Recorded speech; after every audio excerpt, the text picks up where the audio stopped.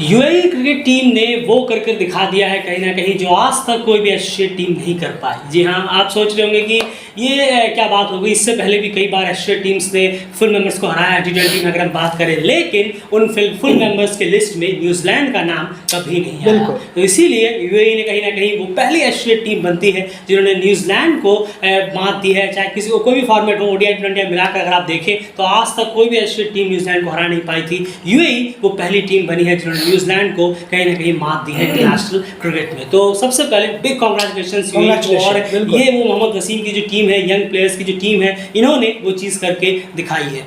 खैर, अब यहाँ बात करें, कल एक हमने प्रेडिक्शन पोल भी रखा था। काफ़ी वक्त बाद हमने सोचा कि चलिए एक प्रेडिक्शन पोल रखा जाए, जाना जाए कि जो हमारे व्यूअर्स हैं उनका क्या मिजाज है, उनको क्या लगता है कि सेकंड मैच में क्या रिजल्ट होने वाला है। तो ये कहीं ना कहीं रिजल्ट आया था। लगभग 500 करीब वोट्स थे इसमें, और जिसमें 71% लोगों ने कहा था कि बहुत ही एक वन साइडेड विक्ट्री यहाँ पर न्यूजीलैंड को मिलेगी, और सिर्फ 16% ने कहा था कि थोड़ी टफ फाइट होगी, लेकिन एट द एंड जीत जो है वो यूएई को मिलेगी। और उसके अलावा 13% शायद किसी और तीसरे सेक्शन पे भी था। लेकिन 71% ने कहा था कि जो जीत है वो आसानी से न्यूजीलैंड को मिलती हुई नजर आएगी। लेकिन आप देखिए कि यूएई ने किस तरह से ये चीज़ पलट कर रख दी, और लगभग डेलीब्रेट के जितने भी व्यूअर्स हैं उसमें 71% व्यूअर्स जिन्होंने वोट किया था उसमें उनको कहीं ना कहीं ये मैसेज ज़रूर दिया है कि नहीं, आप बहुत गलत सोच रहे थे, यहाँ पर ऐसा नहीं है। पहले मैच में जो हमने बेहतर परफॉर्मेंस दी थी उसमें जो गलतियाँ थी उसे हमने यहाँ पर ठीक करने की कोशिश ज़रूर की है। खैर, प्रेडिक्शंस वगैरह हैं, प्रेडिक्शंस होते ही तुक्के के लिए चाहे कोई कितना कुछ कहता है उसको चलता रहता है। अब यहाँ बात करते हैं मेजर इस मैच की, आखिर यूएई इस मैच को जीतने में कामयाब कैसे रहा। सबसे पहले बात करें तो टॉस फिर से मोहम्मद वसीम ने जीता, और ये बहुत बेहतर हो रहा है कि वो टॉस दोनों बार जीते, और इस बार भी उन्होंने बॉलिंग का फैसला लिया एंड न्यूजीलैंड को बैटिंग करने के लिए भेजा। न्यूजीलैंड के टॉप कंट्रीब्यूटर्स की बात तो मैं जानना चाहूँगा। अब साथ में सीधा ये मेरा सवाल रहेगा, क्या दिक्कत हो रही है न्यूजीलैंड के बैट्समैन को। पहले मैच में भी हमने देखा कि उनका फ्लॉप शो रहा एक आध प्लेयर को छोड़ के, और इस मैच में भी देखने को मिला एक आध प्लेयर को छोड़कर फिर से लगभग सारे प्लेयर्स फ्लॉप रहे। बिल्कुल नजर आ रहे हैं जरूर। देखिए, बैट्समैन जो है वो कंडीशन के मुताबिक अभी भी ढल नहीं पाए हैं। अगर आप देखेंगे पहले मैच में भी वो ह्यूमिडिटी थी, पिच की वजह से प्रॉब्लम हो रही थी, पिच को वो रीड नहीं कर पा रहे हैं कि स्लोअर आ रही है, रुक कर आ रही है। बता तो रहे हैं हाथों से कि स्लोअर आ रही है, रुक कर आ रही है अपने साथी प्लेयरों को, लेकिन खुद उस पर अडॉप्ट नहीं कर रहे हैं। जो बल्लेबाज आ रहे हैं बहुत जल्दी आगे स्टेप आउट कर रहे हैं, ये नहीं सोच रहे कि पिच में स्लो है, ड्राई है, नीचे रह सकती है बॉल, या फास्ट बॉलर्स हैं तो वो स्लोअर्स का भी इस्तेमाल ज़्यादा करेंगे ड्राई पिचों में। तो वो उनके दिमाग में इतना कैलकुलेशन शायद नहीं है। उनको लग रहा है कि अभी भी हम उसी कंडीशनों में है कि बॉल तेज़ी के साथ आएगी, अच्छी स्पीड में आएगी, ज़रूर आएगी। 6 में से 2 बॉलें आपकी स्पीड में आएंगी, लेकिन ये T20 क्रिकेट है, यहाँ पर बॉलर काफ़ी ज़्यादा ट्रिक्स का इस्तेमाल करते हैं बजाय सीधी बॉल डालने की। हाँ, वो बॉलर्स डालते हैं जिनकी जो बहुत ज़्यादा पेस जिनकी रहती है वो शायद पेस से बीट कर दे, लेकिन ज़्यादातर हम देखते हैं कि T20 में ट्रिक्स का काफ़ी इस्तेमाल होता है। कभी स्लोअर तो कभी कटर, तो कभी आपकी नकल बॉल आ जाती है, तरह तरह की बॉलें हैं यहाँ पर। तो उसका इस्तेमाल यूएई काफ़ी अच्छा कर रहा है। लेकिन न्यूजीलैंड जो है वो अभी भी इस सेकेंड T20 में भी अपने गेम को अडॉप्ट नहीं कर पाया, अपनी बॉडी को जल्दी से जल्दी चेंज नहीं कर पाया कंडीशन के मुताबिक। बिल्कुल, तो इसका कहीं ना कहीं खामियाजा टीम को भुगतना पड़ा। लेकिन वहीं पर एक एग्जांपल दिखाया एक प्लेयर ने, जिन्होंने कल क्लियर दिखाया अपनी इनिंग में किस तरह से उन्होंने इस कंडीशंस में अडॉप्ट कर रन्स बनाने की कोशिश की। हम बात कर रहे हैं मार्क चैपमैन की। 46 बॉल में 63 रन उन्होंने बनाए, जो कि सबसे बड़े कंट्रीब्यूशन रहे न्यूजीलैंड के लिए। उसके बाद जिमी निशम ने 17 बॉलों में 21 रन, और सैड बाउस की अगर बात करें तो उन्होंने भी जो ओपनर आए थे 21 बॉलों में 21 रन बनाए। ये मेजर कंट्रीब्यूशन रहे, और न्यूजीलैंड का जो टोटल स्कोर रहा वो 142 का करीब रहा, और 143 टारगेट जो है वो कहीं ना कहीं मिला यूएई को चेस करने के लिए, जो कि बिल्कुल भी इतना टफ आप नहीं कह सकते। एक बेहतरीन टोटल पर यूएई के लिहाज से बेहतरीन टोटल पर उन्होंने न्यूजीलैंड को रोक दिया, और जिसमें चैपमैन की एक शानदार इनिंग रही, वरना न्यूजीलैंड के लिए हालत जो है वो और भी खराब हो सकते थे। खैर, अब अगर हम यहाँ बात करें बॉलिंग डिपार्टमेंट की, यूएई की बॉलिंग की अगर बात करें किस तरीके की रही है। इस सीरीज के शुरू होने से पहले हमने एक वीडियो बनाया था जिसमें हमने ये चीज़ कही थी कि यूएई को जो है अपनी बॉलिंग को बहुत बेहतर करना होगा, तभी इस सीरीज में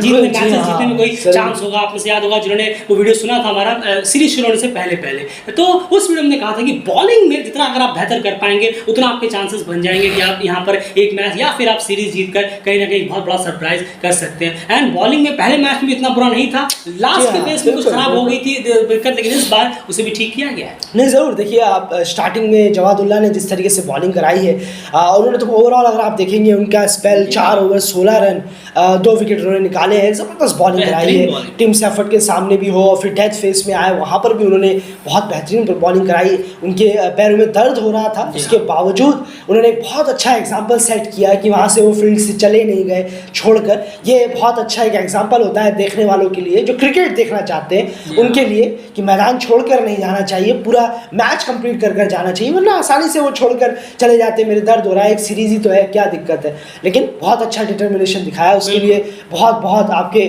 अब तारीफ तो ज़रूर होनी चाहिए। पर उसके साथ साथ अयान खान ने जिस तरीके से बॉलिंग कराई है, वाकई में उन पर इतना प्रेशर बढ़ गया है पिछले 1-1.5 सालों में, लेकिन आज कल फिर उन्होंने ज़बरदस्त बॉलिंग कराई। 3 विकेट उन्होंने निकाले हैं, 4 ओवर में उन्होंने 20 रन दिए हैं, 3 विकेट निकाले। और एक चीज़ और है कि यंग प्लेयर्स बहुत बेहतरीन परफॉर्म कर रहे हैं, यही देखकर सबसे खुशी होती है। बिल्कुल, और यंग बॉलर्स अगर ऐसे परफॉर्म करेंगे, प्लेयर परफॉर्म करेंगे, तो यूएई के लिए लॉन्ग टाइम के लिए बहुत अच्छा होगा। आप देखिए अली नासिर ने भी पिछले मैच पे कितनी ख़राब बॉलिंग कराई, लेकिन यहाँ जब डेथ फेस में बॉलिंग कराने आए तो उन्होंने बेहतरीन एक ओवर डाला और बहुत ही शानदार वापसी कराई टीम को। वहीं पर साथ ही साथ ज़हूर खान 4 ओवर में 35 रन उन्होंने दिए, थोड़े खर्चीले ज़रूर साबित हुए, पर 2 जो हाईलाइट थे इस कल की बॉलिंग के यूएई के, वो है जवादुल्ला और अयान खान। जिस तरीके से बेहतरीन बॉलिंग कराई है, stump to stump, line to line, और जवादुल्ला की तो यॉर्कर आउटस्टैंडिंग रही है, कम से कम 4 से 5 यॉर्कर डाली थी उन्होंने, ज़बरदस्त बॉलिंग रही है दोनों की, बहुत शानदार बॉलिंग कराई। बिल्कुल, तो कहीं ना कहीं और फराजुद्दीन को जो कल उन्होंने बॉलिंग कराई है वो डेफिनेटली वो टारगेटेड थे। नहीं,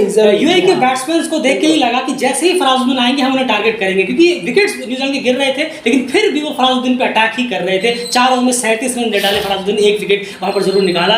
तो ये कहीं ना कहीं था, उन पर टारगेट करने का प्लान था, तो वो टारगेट उन्होंने किया। इसी वजह से फराजुद्दीन जो है वो कहीं ना कहीं 4 ओवर में 37 रन दे दिए उन्होंने इस अपने इनिंग में, लेकिन ओवरऑल काफी कंट्रोल और बेहतर बॉलिंग यहाँ पर देखने को मिली। जरूर छोटी सी बात कि आखिर की 4 ओवर में सिर्फ 28 रन दिए हैं यूएई ने, कमाल की बॉलिंग कराई है, बहुत शानदार। यही पिछले मैच में मिस आउट था, बिल्कुल हमने पिछले मैच में देखा कि लास्ट के 4-5 ओवर में वहां पर यूएई थोड़ा डबल हो गया, काफी रन दे दिए थे, लेकिन यहां पर उन्होंने 4 ओवर में सिर्फ 28 रन देकर एक बेहतरीन कंट्रोल पे से फिनिश किया। 143 रन चेस करने के लिए जब उतरी यूएई की टीम, तो उनका फेस बाय फेस पहले जान लेते हैं, फिर बैटिंग कार्ड की तरफ चले। जरूर 1 से 6 ओवर की बात करें तो यहाँ पावर प्ले में 44 रन टीम ने जोड़े और 2 विकेट का नुकसान यहाँ टीम को हुआ, लेकिन रन काफी अच्छे बना लिए थे। वहीं 7 से 15 के बीच में टीम ने 84 रन, जी हाँ 84 रन और बनाए और 1 विकेट का सिर्फ नुकसान हुआ, और 16 से 20 के ओवर में 15.4 ओवर में ये मैच खत्म हो गया। और वहीं पर बाकी रन बचे 16 रन, और उसी बीच में 16वें ओवर में यूएई ने बना डाले और 7 विकेट से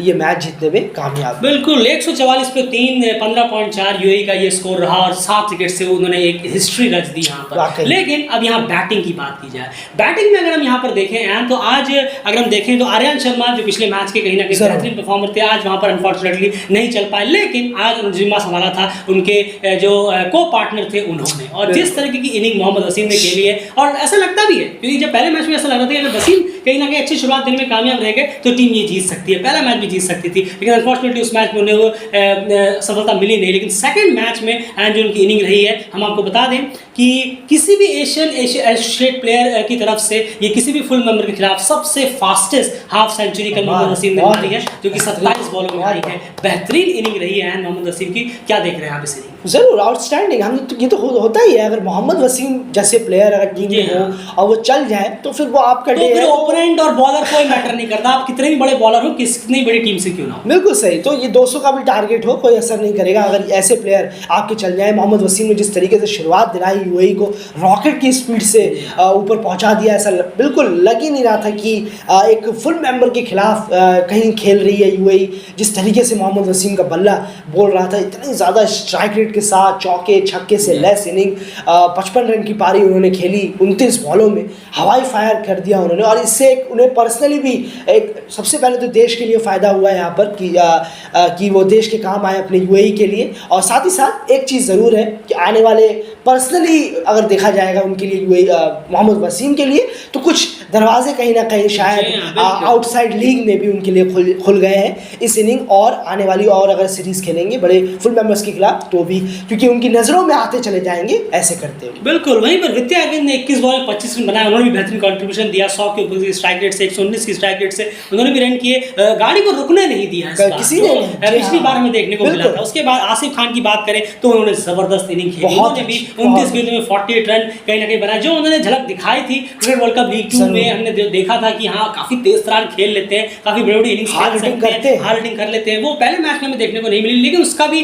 कहना होगा कि सैटनर की आउटस्टैंडिंग कैच थी बिल्कुल सही, पहले मैच में। हाँ, लेकिन इस जरूर। बार यहाँ पर आसिफ खान ने पूरी गेम को फिनिश किया और बासिल अमीर ने 12 पे 12 बनाकर इस मैच को कंप्लीट कर दिया। आसिफ खान भी कहीं ना कहीं नॉट आउट। बिल्कुल। अब ये यहाँ पर बात हो गई कि बहुत आसानी से यहाँ पर इस मैच को जीत लिया यूएई की अगर हम बात करें। जी हाँ, ये कहना बड़ा अजीब लग रहा है कि आसानी से जीत लिया, जी हाँ, लेकिन इसी बिल्कुल। दर्शाता है कि कितनी बेहतरीन बैटिंग हुई है। लेकिन उसको नजरअंदाज मत करिए कि जिस तरह से बॉलिंग यूएई के बॉलर्स ने कराई, आपको उनको क्रेडिट देना पड़ेगा Outstanding कि आप जिन्होंने सिर्फ बिल्कुल। 142 रन पर यंग लड़के हैं। दिया। और यंग लड़के, आपको ये भी देखना पड़ेगा कि नहीं हाँ कोई बहुत एक्सपीरियंस यहाँ पर अहमद रजा, जी हाँ, रोहन मुस्तफा, बिल्कुल। उस्मान खान, वो सारे प्लेयर्स होते तो हम समझ में आता है कि हाँ चलिए पूरी बड़ी फौज एक है जो कि एक्सपीरियंस प्लेयरों की, लेकिन यहाँ पर नहीं है। बिल्कुल बच्चे यंग प्लेयर्स हैं, यहाँ पर आकर उन्होंने इस तरह की परफॉर्मेंस दी। फील्डिंग में बॉडी लैंग्वेज टॉप क्लास थी। ये टीम साउथी ने भी कहा कि एक मैच को जीतने के लिए आपको तीनों डिपार्टमेंट में बेहतर करना होगा, बैटिंग, बॉलिंग, फील्डिंग। लेकिन उन्होंने कहा यूएई ने तीनों डिपार्टमेंट में बेहतर किया, हम एक दो डिपार्टमेंट में कहीं ना कहीं चूक गए और इसीलिए वो डिजर्व करते थे आज का मैच जीतना। एंड मैं न्यूजीलैंड की बॉलिंग की यहाँ बात करना चाहूँगा।